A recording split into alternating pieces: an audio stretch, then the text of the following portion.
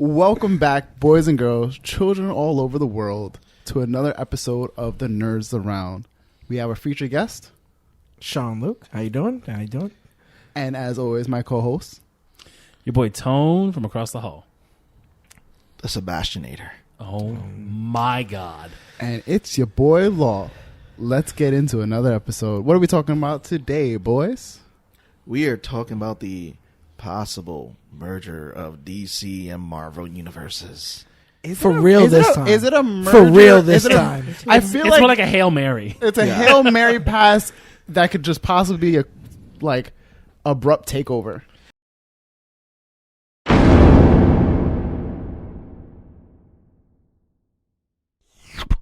Yeah. I want to call it an abrupt takeover. I feel like this is something a long time coming. I mean, if you really look at a lot of the DC comics recently, they haven't been producing quality content. I feel like Doomsday Clock was like one of their few things that was just like, oh my God, I need to get. There hasn't really been anything that says, oh my God, I need to. Even the Dark Metal series, right? The Dark Metal series had such promise, and they brought a new fan favorite character as the Batman who laughs. I feel like Scott and Greg do really great work. Like, they're one of the true solid teams of that.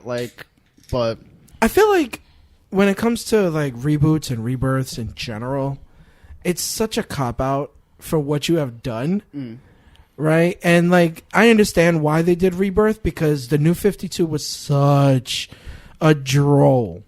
Right, it made everything darker, bleaker. I appreciate New 52 because they kind of let Batman rock in his own world and his own universe. They were like, Scott and Greg, y'all can do whatever y'all want, and everything else was Batman was one of the shit. better stories, Absolutely. especially involving Joker, Two-Face. Yep. That whole storyline he did with Two-Face was just freaking ridiculous. Yeah. I feel what happened with the New 52 because Nolan's movies for The Dark Knight did so well.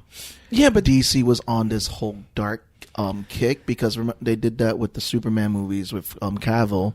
They went this whole dark turn. It was trying to follow the whole thing of the New 52, and it was just like, oh, brightness is not our thing, because there was even a thing about no comedy in their movies because after, what was it, Green Lantern? Yeah, but this is where the problem lies. There are characters that do not embody the darkness. It worked for Batman because Batman is a true embodiment of darkness. Right. Superman, Flash, Green Lantern, they're all characters that imbue light, hope, inspiring. Marvel is very, very known for taking properties that they do for movies and TV and stuff like that and emulate it into the comics to try and generate sales. Yeah, that's one of their biggest problems right now, because it's like, that's why it kind of turned more into indie books now, because Marvel's been trying to mimic their books more to the movies. DC's been trying to do this whole dark kick, then they're trying to reboot their universes.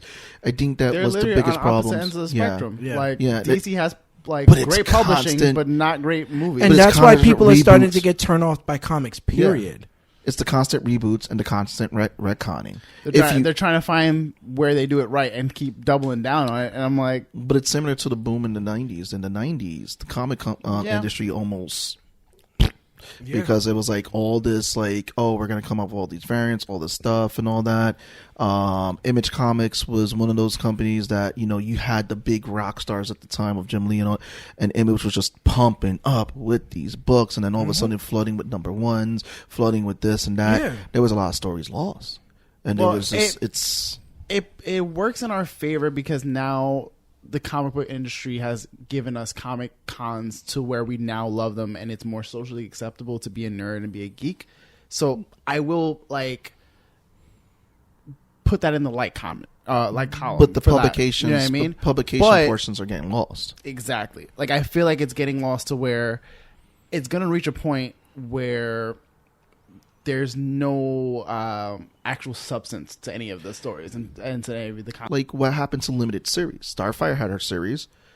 It shouldn't have been an ongoing series, but it should be limited series. Okay, we're going to do 4 issues. And there you go. Limited edition series.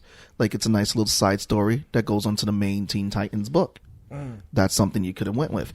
With these whole things that they're doing now, all these world-changing events that you have this main book.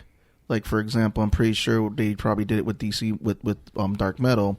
you have this main storyline going on that you buy this main book, but then to get all these other side storylines, they were using it as a marketing tool for you to buy all these other books that you may not read as a fan. Yeah. And and that was proof before, because again, when I mentioned that But boom I think in the they 90s, pander too much to like. So a lot of the retcons, at least of late, that I've noticed, are pandering to the, oh man, we want to bring this person back, and then they bring that person back, and it's like, yeah, but the people who got introduced maybe now are like, why is this person here? Like, I like the universe this way, not the way it was before. When in the 90s happened, they were doing that same thing with all these books, where it was like, you got this main storyline, but to get this whole bigger picture, you have to buy all these extra books. Yeah. But then it's also too that these companies get afraid of the commitment that they made with the character. Like, for example, we're going to retcon out Spider-Man's marriage because a lot of people want the old Spider-Man. Like, they want this, they want that. It's like, okay, where are you pandering? Like, no, like, you went with this, commit to this, show this character growth. And that's the thing that's also hurting a lot of these books. The way I see it is like this. The DC lets the writers write what they want for their characters or for whatever. Like, for example, Superman's had sporadic powers, based on whatever issue they're in, right? It gets to the point where things get so convoluted that they have to condense and combine everything just to start fresh so the readers don't get so out of place. But I remember back in the day when comics, like, if, let's say, for example, it was a story that was going on in X-Men 105, and they were talking about a character. If you were interested to hear that quick thing that they mentioned, they used to always put that little bubble right there, like, if you want to see this, go to this issue and this issue. So they used to like lead you on. But I feel that like way. It's harder because we have so much content out there now. But that's so the many other different problem too. It's teams and like it's. I think it's the commitment. I doubt highly that everyone's in the same bullpen. Like, no, it's not like before. Projects, yeah, you know what I mean? it wasn't like before. Like Marvel, you had the bullpen, right, bouncing off ideas. And I think that's one of the problems that's there right now is that you don't have teams that are working together and knowing like, this is what you do. ... This is how we're going to cover the like, character. Hey, I'm working on this story that might tie into yours at some point.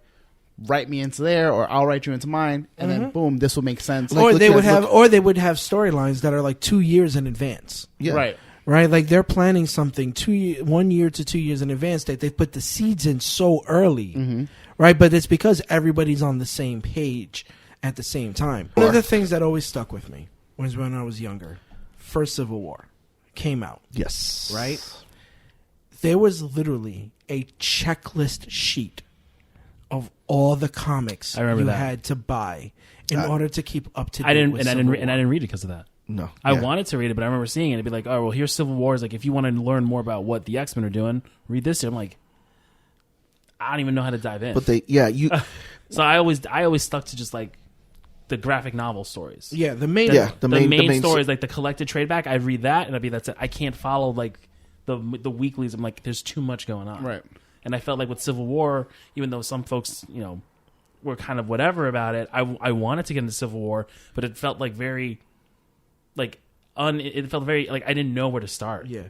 Or you get the exact opposite with Civil War 2, right? Where you had to have read the side story to truly appreciate and understand what this war was all about, because it was the side story that revealed that Captain America was the one pulling all the strings.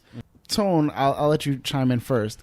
On a business standpoint, what's the credibility of something like that happening? So with the idea of Marvel or Disney taking DC, would you think, would it be more likely to take just the DC publishing aspect, and do something like how they kind of work it out with Sony in that regards, or do you think they would probably just buy it outright? I mean, I don't. So it depends. So if they get full control, they would buy it outright. Disney, from what I've known, is like, they've spent the money on something that they know is viable. So if they know, and these characters are viable, you've got the DC characters are viable. Right. You've got the main 7, you've got the Justice League, you've got all these other characters. So it would make sense for Disney, as they continue to grow their brand and collect like your childhood pretty much and exploit it, for them to drop all the cash and bring everything together. It would make no sense for them to kind of cherry pick characters to use, because they already dealt with that. Right. To the point of Time Warner, with the whole idea of pleasing your shareholders, you've had multiple projects that have fallen flat on your face. Mm-hmm. You've got publishing, like we learned, is coming out with a bunch of stuff that isn't bringing any sort of interest to the topics. And as looking at a business, most businesses will say, we're more than the bottom line. We're more about helping the world, helping everybody else. But, the old school way of thinking for business is that you're a business to provide shareholder value. Yeah. And you can get shareholder value fast if you sell DC. Also, you have to look at it this way too. Disney launched Disney Plus, and they're going to be looking for content to put on there. This is potential content, if Disney were to buy it, of new shows, and especially in the DC library, because DC's library doesn't just consist of just superheroes. You have that vertical imprint that's there. You have and then and Disney also owns, a lot of people not know this, Hulu. They're the majority owner. But Warner Brothers has a gambit of content. So you've got the content that would work in a Disney Plus. You've also got content that would work in a Hulu, because Disney's using Hulu and FX for their more mature content. Yeah. Right. So you've got the Harley Quinn show, Doomsday Patrol, that will go to Hulu. You've got the animated shows. Keep in mind that we're still looking at a potential where HBO, Cinemax, all that has one streaming platform. Yeah, we're getting HBO Max. Which Doom Patrol is going to be on. Yeah. Season 2 of Doom Patrol, which I think is an amazing show. I've heard really good things about Doom Patrol and just how it's out there, but really fun. If HBO Max comes out, do you think that'll kind of holster some of these claims? Or no, because HBO would have to own the rights for all that. HBO doesn't have the money to throw that. It would have to be their parent company. Why doesn't Disney just become a silent partner? Have DC run on its own, still within the Warner Brothers, still show that it would be a silent partner this way. And I'm thinking about it from a Vince McMahon perspective, because when he was running, he was a silent partner for ECW. Okay. And it was thriving for a time, right? Until WWE decided to start poaching their talent, right? If Disney becomes a silent partner, and the reason why I'm saying this, to what end though? I'll explain right now. The reason why I say Disney becomes a silent partner, because one, competition. If it shows the competition that DC versus Marvel still exists, that still can drive sales. Okay, and also the fact that with the silent partner, you can go ahead and pluck a piece here, a piece there, right? Just to tease certain things. Okay. Right? Or Much you can like what we've seen already. Yeah. But on a greater scale, Okay. And you can have one or two crossovers, right? Have Superman travel through the multiverse, end up here, right, in the Marvel universe. Okay. I say here as if we're in the Marvel universe. Right, and then just do that trickling effect, right? And then of course they can be like, well, this was just a one-time thing or whatever the case may be, but go buy our stuff, buy the stuff to build up the sales, so maybe we could do more, right? Okay. The reason, and I like saying that because once again, as a wrestling fan, my head is always when Vince McMahon purchased WCW, wrestling tanked for a bit because there was one company to rule them all, if you will. Ring of Honor wasn't as popular as it was now. Right. New Japan wasn't as popular. People would have to get the old VHS tapes or whatever just to watch it. And TNA pulled an Anakin Skywalker. Right. So, when Vince bought it, there was no competition, if you will. So then wrestling became stagnant, and there was really nowhere else for you to go but the big guy. And I feel like with Marvel, if they acquire DC, that's literally what's going to happen. No independent company or independent artists or independent comic books will ever compete with a juggernaut.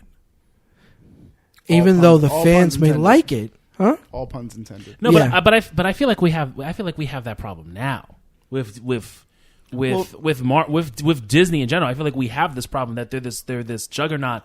So when the whole thing with Spider-Man, the whole drama with Spider-Man happened, the main argument from folks was why are we why are we like getting all up in arms about why this big conglomerate doesn't have this one character? There should be competition. But then we look at it as like we excused it because it's like, well, I don't need the competition. I want really good stories for my character. But Disney, as they've continued to purchase and acquire IPs, they are becoming that media juggernaut. But it also too is like, if you look at like AMC when they had picked up Walking Dead, it showed an independent property outside of Marvel and DC, right, that was able to hold on strong. We definitely understand and know that there is a desperate need for something that isn't the soups. Or even if it is, it's not the soups in the way that we've seen it. Well, we're about to get Spawn again.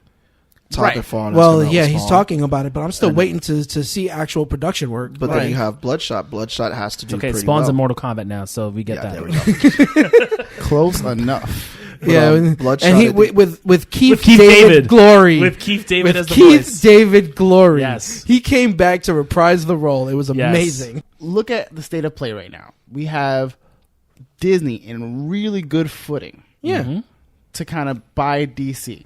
Yeah. Potentially. Is it something that we're like definitely going to happen? Do you think it might happen? Or are you guys like,